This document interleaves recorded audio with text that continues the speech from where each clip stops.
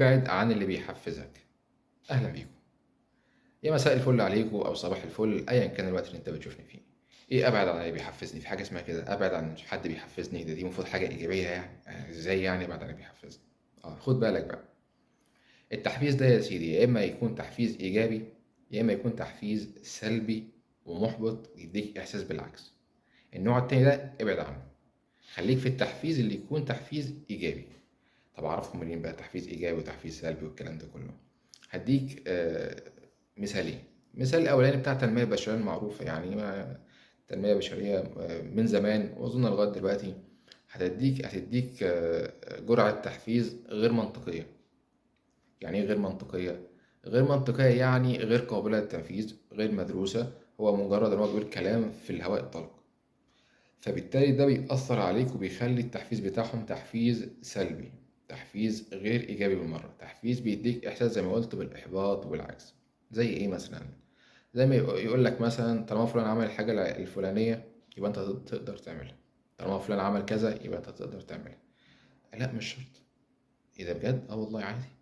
يعني فلان ده أنت عارف إيه ظروفه؟ إيه إمكانياته؟ إيه قدراته؟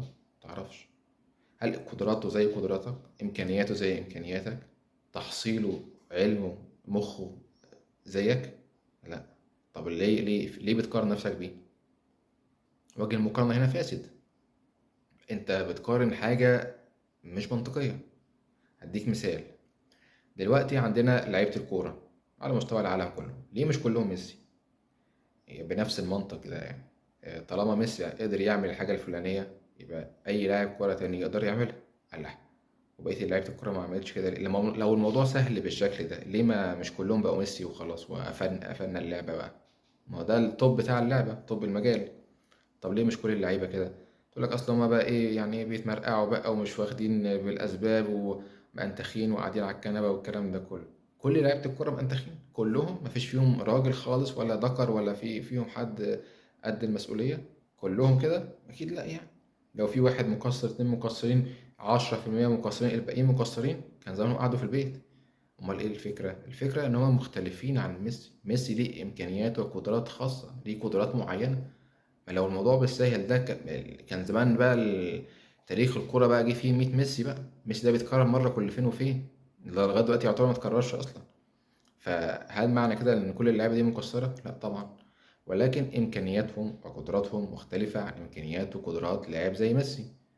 فبالتالي هما ما ينفعش يحملوا نفسهم فوق طاقتهم. ما ينفعش انت لو انت لاعب كوره مثلا لكن طالما ميسي يقدر يعمل الحاجه الفلانيه يبقى انا اقدر اعملها. لا يا حبيبي، مش لازم.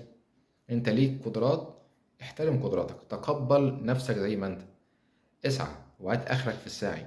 بس بعد ما تجيب اخرك في السعي يبقى انت كده تمام مرضي، في سلام نفسي كده ان انا خلاص انا كده تمام عملت اللي عليا وجبت اخري وفقا لقدراتي وامكانياتي. ما قارنش نفسي بقى بحد ربنا اداله هبات تانية وقدرات تانية مختلفة عني. لا، انا اقارن نفسي باللي قريب مني في نفس الامكانيات او نفس القدرات. ده ساعتها يبقى تحفيز ايجابي. تحفيز ايجابي يبقى انا خلاص انا شخص موجود اهو في مجال ما، وفي شخص زيي في نفس المجال ده واحنا امكانياتنا قريبه من بعضها. فساعتها اقول لك التحفيز هنا يبقى ايه؟ ايجابي. فلان ده عمل الحاجه الفلانيه، انت ليه ما عملتهاش؟ واحسن منك في ايه؟ انت تقدر تعملها، لانك فعلا تقدر تعملها وممكن كمان تقدر تعمل احسن منه. فبالتالي هنا احفزك اقول لك زي ما هو عملها انت كمان تقدر تعملها. ده تحفيز ايجابي. والا يعني هتلاقي ربنا في سوره هود الآية 118 هتلاقيه بيقول لك إيه؟ ولو شاء ربك لجعل الناس أمة واحدة ولا يزالون مختلفين. يعني طبيعة الحياة، يعني طبيعة خلق الله إن إحنا مختلفين.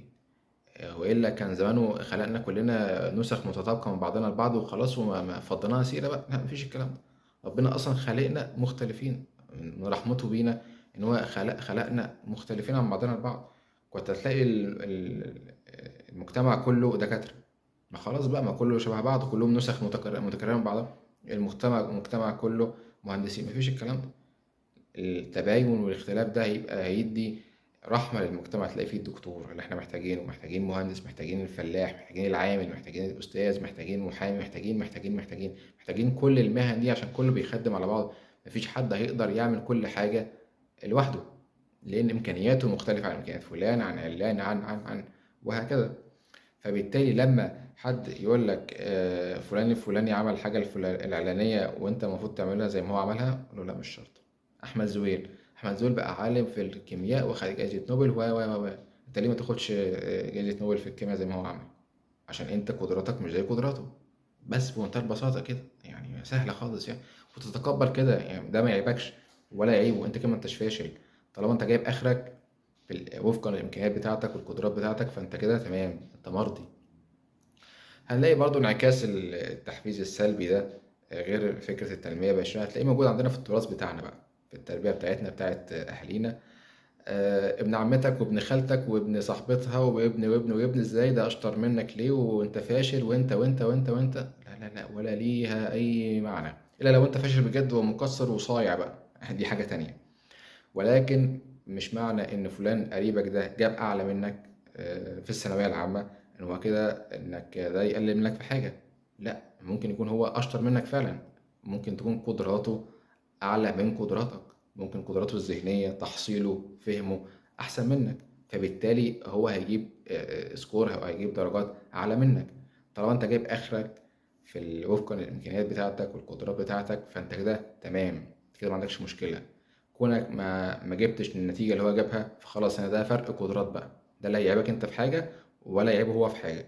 خلاص، ده ليه طريق وده ليه طريق، ده ليه قدرات وده ليه قدرات، ده ليه انتاجية وده ليه انتاجية، وهكذا.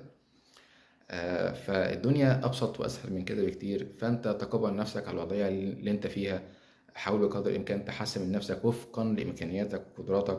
ما تقارنش نفسك مع حد، ركز في نفسك. لو هتقارن نفسك بحد على سبيل التحفيز وعلى سبيل انك تشد من نفسك، فتقارن نفسك بحد في نفس الامكانيات بتاعتك ونفس القدرات بتاعتك، عشان تبقى مقارنة منطقية، لو هو ده هيحفزك انك تشتغل اكتر. ولكن المقارنة الأساسية المفروض تكون بينك وبين نفسك، انت النهاردة فين وبكرة فين وبعده فين، اتطورت في ايه، اتحسنت في ايه، إيه اللي انت عرفته اكتر، وهكذا وهكذا وهكذا. اشوفكم على خير. السلام عليكم.